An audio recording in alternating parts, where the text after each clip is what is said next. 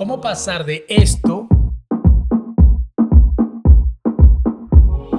a esto?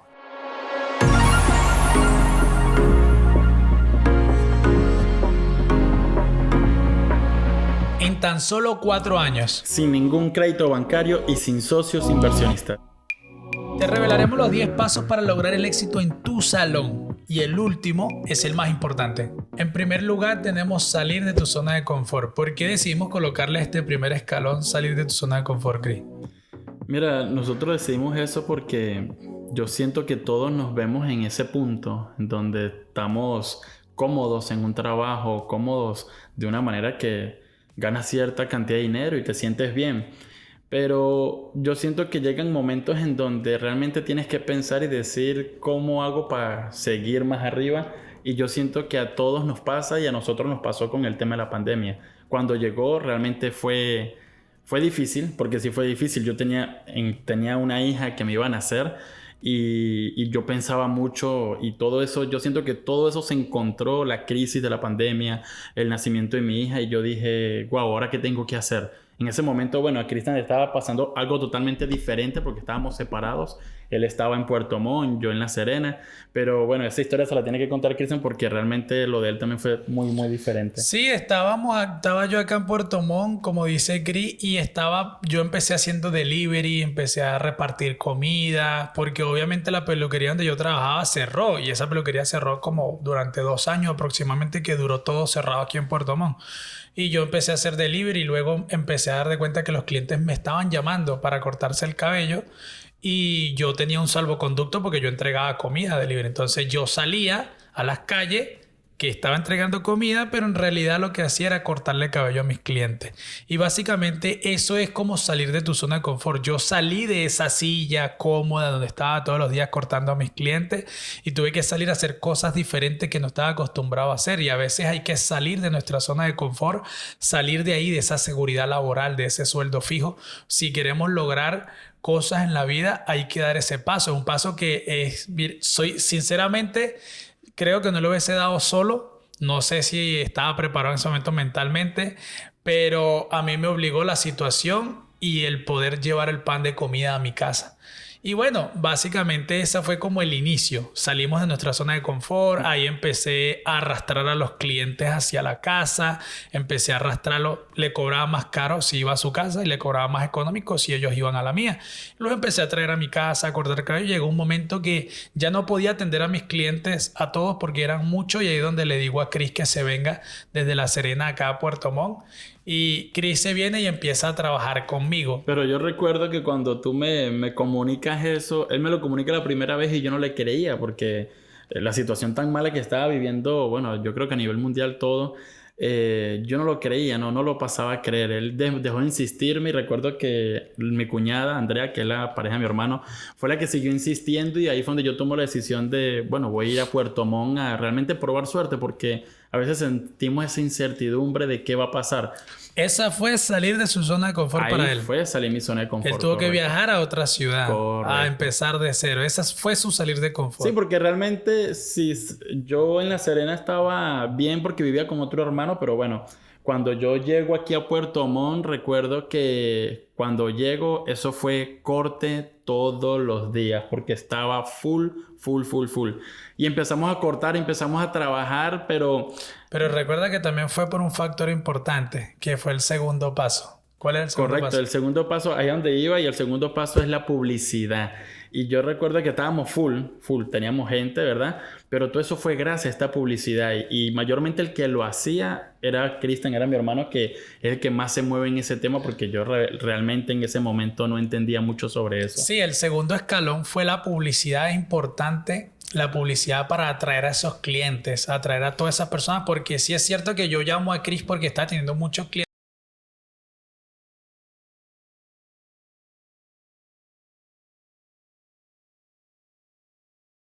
8, 7, 6 cortes. Entonces yo dije, no, tenemos que traer más gente a la barbería para poder atendernos. En ese momento estaban todas las peluquerías cerradas, todas las barberías cerradas. Nosotros estábamos trabajando de una manera que era ilegal porque no se podía trabajar. Peluquería, barbería no era primera necesidad.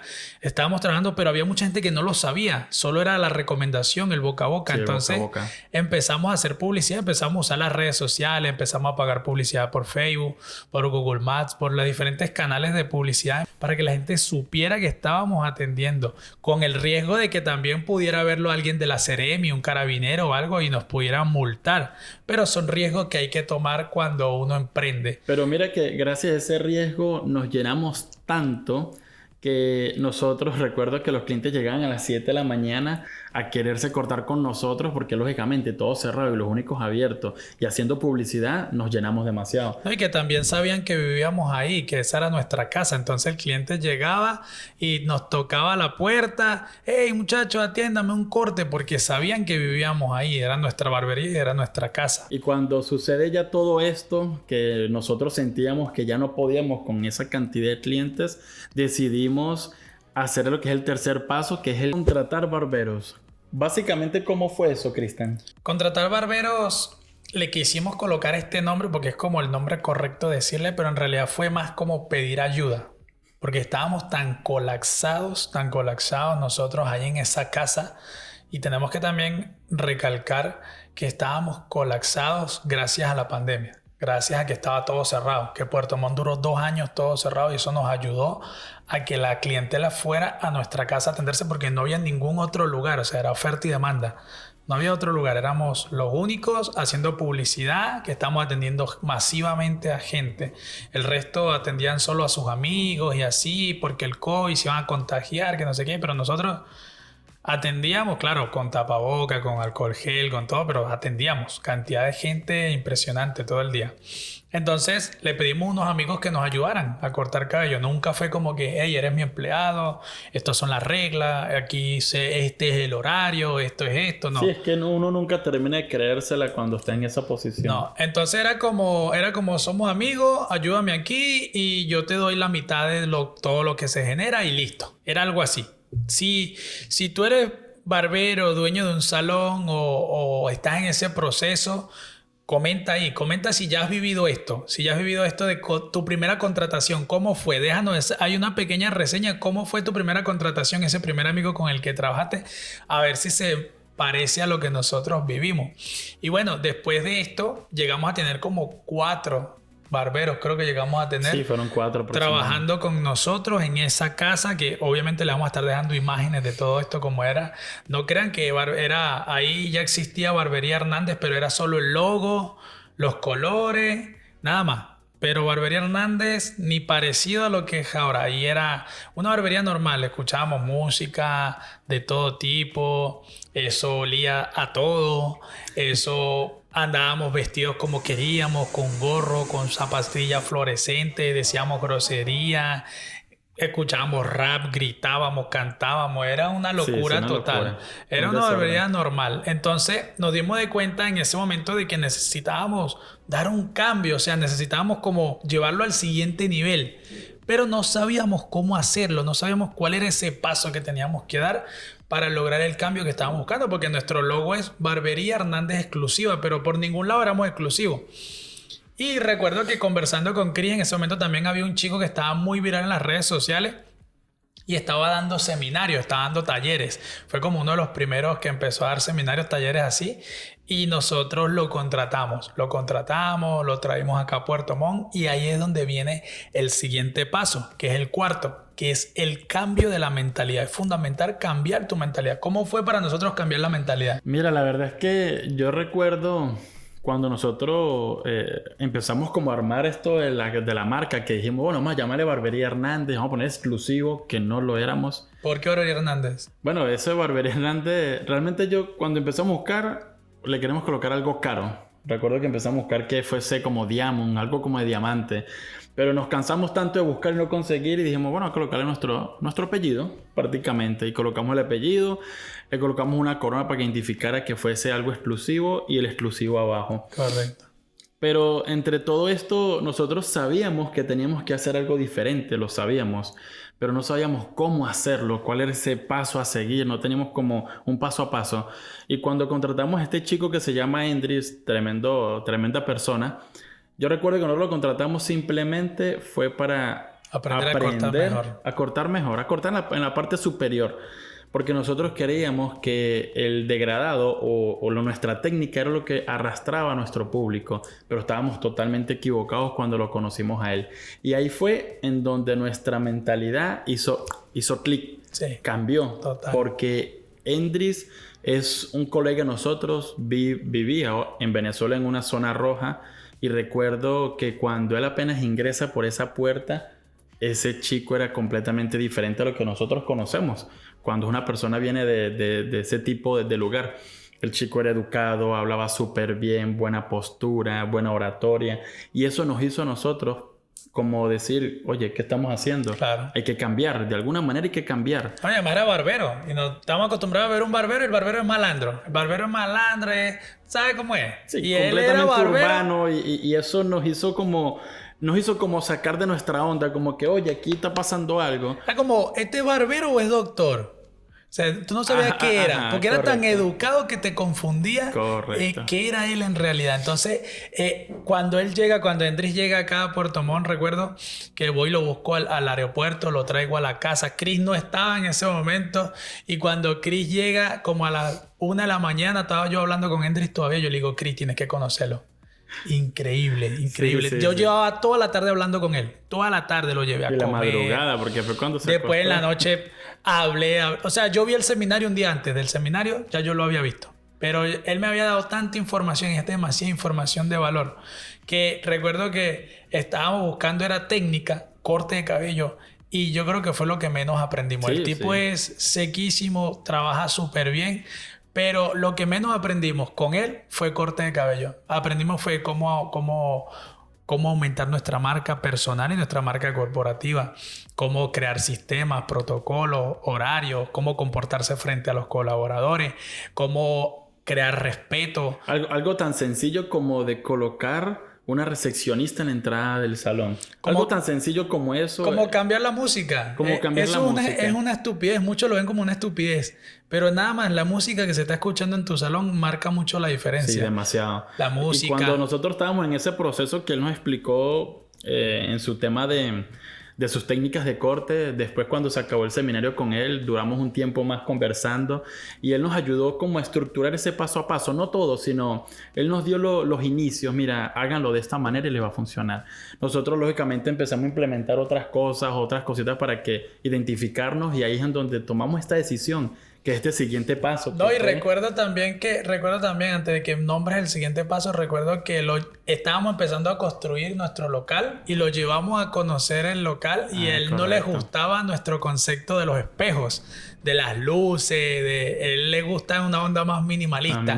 Y aquí quiero hacer como un paréntesis y decir sí hay que escuchar a la gente que sabe, sí. Normalmente siempre busca a alguien que tenga hechos. No recibas consejos de alguien que no ha construido nada. Busca a las personas que tienen hechos, que han construido, y recibe los consejos de ellos, pero no los recibas en su totalidad, porque si no te vas a volver una copia. Tú tienes lo que ellos te entregan, tú tienes que adaptarlo a tu realidad y a tu forma de ver tu negocio. No digo que el negocio de él no sea exitoso, porque es súper exitoso, uno de los mejores barberías en Santiago, pero no tiene que ser tu realidad. Tú tienes que construir tu propia realidad en base a toda la información que te están dando. Hasta ahora llevamos 4 pasos, que son salir de nuestra zona de confort, la publicidad, contratar barberos y el cambio de mentalidad. ¿Cuál es el siguiente paso, Cris? El siguiente paso es... Ya va. Dale like. Vas a escuchar el siguiente paso y no le has dado like. Y los likes nos ayudan a nosotros a traerte más videos como este. Ahora sí, dilo. Bueno, el siguiente paso fue invertir a lo grande. ¿Cómo fue eso para ti, Cristian, esa inversión? ¿Cómo fue esa preocupación que tuvimos en ese momento? Yo siempre lo traduzco la inversión de los negocios así. Un negocio es una apuesta. No hay negocio seguro. No existe. No existe un negocio que usted diga, con este sí o sí lo voy a romper, voy a ganar plata, voy a ganar dinero. No existe. Y cuando yo entendí eso, cuando yo entendí que el negocio es una apuesta, es como ir al casino, es como apostar a un partido de fútbol, es muy igual, es muy parecido, pero acá tú controlas es las pérdidas, tú controlas que no hayan tantas pérdidas, estudias el mercado, Claro, esto, lo aquello. minimizas un poco. Pero al final sigue siendo una apuesta. Sí. Sigue siendo una apuesta porque cualquier factor puede hacer que caiga tu negocio. Entonces, nosotros en ese momento recuerdo que no nos estaba llegando tanta gente a la casa porque ya estaba saliendo la pandemia. La pandemia estaba desapareciendo, la gente ya se estaba empezando a quitar el tapabocas, todo estaba volviendo a la normalidad y ya la gente no iba a nuestra casa, obvio. Porque la gente siempre va a buscar su comodidad. O sea, son muy pocos los clientes que se enamoran de un barbero. A mí me gusta llamarle los clientes que se enamoran de un barbero porque esa es la realidad. Los siguen a todos lados, a donde vayan.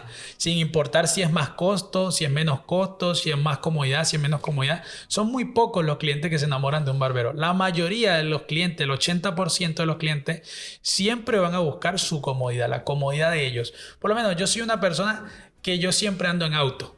A mí me cuesta ir al centro. ¿Por qué? Porque no consigo estacionamiento. Y eso pasa con muchos clientes. Muchos clientes siempre van a buscar la comodidad. Quizás para unos no es el estacionamiento, pero para unos puede ser la sala de espera porque van con su familia.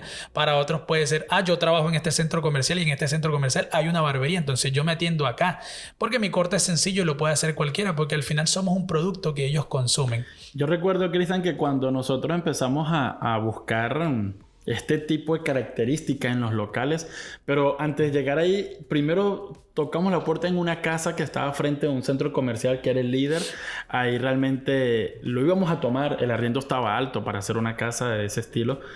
Lo queríamos tomar, pero después empezamos como que no, o sea, hay que hacer algo diferente. Y Correcto. empezamos a tomar este tipo de características, estacionamiento, darle comodidad a nuestro cliente y empezamos a tocar puertas en los centros comerciales, que en muchos lugares nos cerraron las puertas hasta que, bueno, conseguimos en el Mall de la Paloma, que es un centro comercial que realmente es el más feo de todos los malls que hay aquí en esta ciudad.